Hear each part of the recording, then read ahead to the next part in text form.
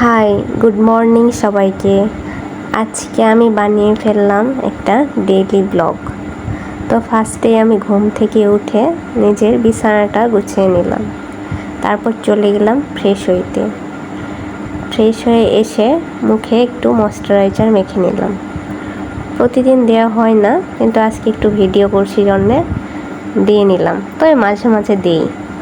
তো তারপর চুলটা আঁচড়াই নিলাম, চুলটা আঁচড়িয়ে নিয়ে ভালোভাবে বেঁধে নিলাম। তারপর খাবার খেয়ে নিলাম। তারপর আর ভিডিও কন্টিনিউ করা হয়নি, টুকটাক কাজ করে স্নান করে ঘুমিয়ে পড়ছিলাম।